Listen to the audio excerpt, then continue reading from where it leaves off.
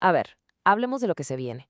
El SAT, el Servicio de Administración Tributaria, ya dio a conocer sus nuevas directrices. Y ojo, todo apunta a que la fiscalización para 2026 va a ser mucho, pero mucho más estricta. Así que vamos a desmenuzar qué significa esto y, lo más importante, cuál es la estrategia clave para que las empresas estén preparadas. Y miren, no hay rodeos aquí, ¿eh? Las autoridades fiscales lo han dicho con todas sus letras. El modelo de fiscalización, que de por sí ya era bastante riguroso, se va a poner, digamos que, aún más agresivo.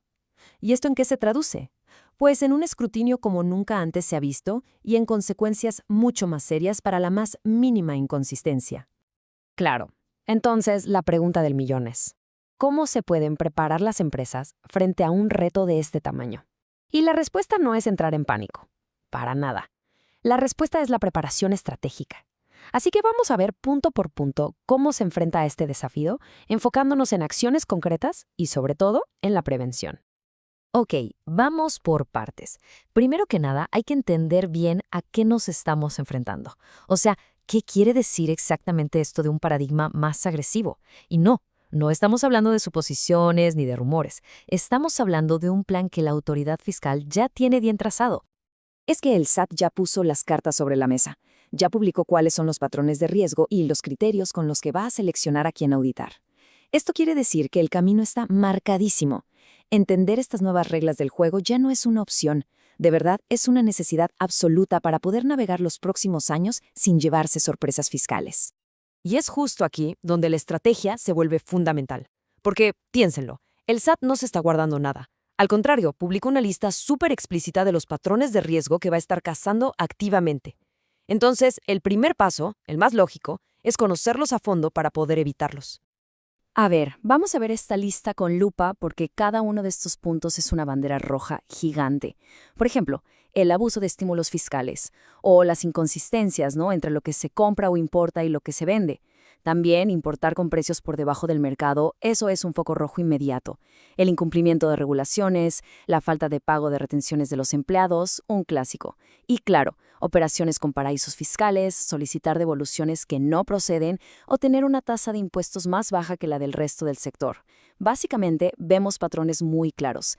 Inconsistencias en la operación, estrategias fiscales demasiado creativas, digamos, y hasta descuidos que parecen básicos. Cualquiera de estos puede ser el detonante de una auditoría. Y miren este gráfico, es muy revelador. Nos deja clarísimo que aquí nadie, pero nadie está exento. Sí, claro, los grandes contribuyentes son el objetivo principal, con un 6.3% de las auditorías programadas.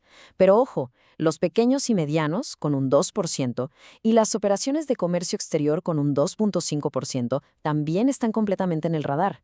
Y no hay que dejarse engañar por los porcentajes, que podrían parecer bajos, en la realidad se traducen en miles y miles de revisiones. Para que esto quede todavía más claro, vayamos a un caso súper práctico y común.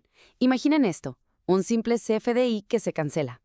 Si esa cancelación no se hace bien, si por ejemplo no se revisa el buzón tributario como se debe, el SAT puede llegar y exigir el pago del impuesto como si esa factura jamás se hubiera cancelado. Así de directas y así de tajantes pueden ser las consecuencias. Bueno, ya vimos el tamaño del desafío. Ahora pasemos de la amenaza a la solución. Porque frente a todo esto, la mejor defensa no es la que reacciona cuando ya tiene el problema encima, sino la que actúa antes. Es ser proactivo. Y aquí, el concepto clave, la palabra que lo cambia todo, es trazabilidad. Este es el pilar estratégico para cualquier negocio que quiera estar tranquilo. Ok, trazabilidad. ¿Pero qué es exactamente?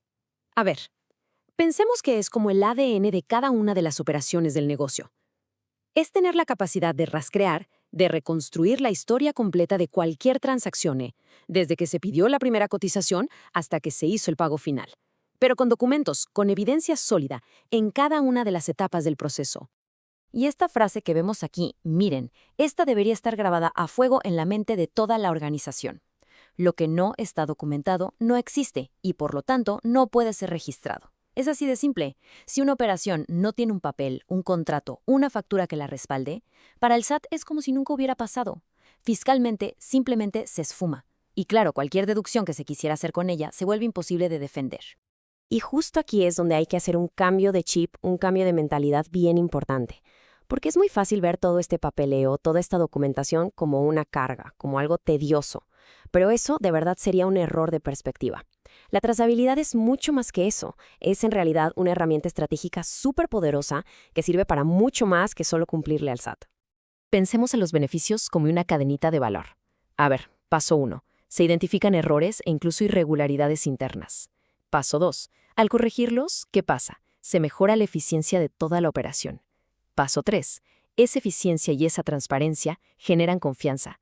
Y no solo con el SAT, sino con socios comerciales, con clientes, con todos. Y el paso 4, el resultado final, todo esto impulsa el negocio, pero sobre cimientos sólidos, firmes como una roca. Ahora, un punto que es clave entender. Todo esto de la trazabilidad y la responsabilidad fiscal no es un tema exclusivo del Departamento de Contabilidad. Para nada. Es un esfuerzo colectivo, un trabajo en equipo que tiene que involucrar a absolutamente toda la organización.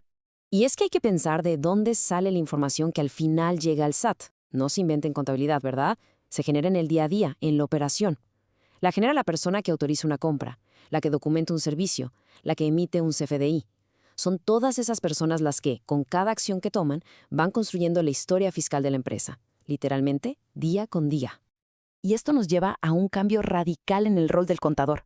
Miren, antes el trabajo del contador era, digamos, registrar operaciones que ya habían pasado. Era ver por el retrovisor. Hoy su papel es totalmente diferente. Es evaluar la evidencia que le llega desde la operación. Y esa operación puede estar bien hecha o mal hecha. O sea que el contador ahora se ha convertido en una especie de evaluador de riesgos, y su trabajo depende totalmente de la calidad de la documentación que otras áreas generaron.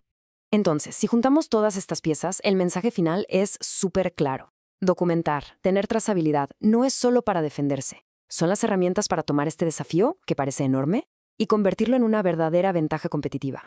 Porque al final del día, la mejor defensa fiscal que existe no es contratar al abogado más caro ni encontrar una estrategia legal súper compleja. No, la mejor defensa es tener una operación de negocio impecable.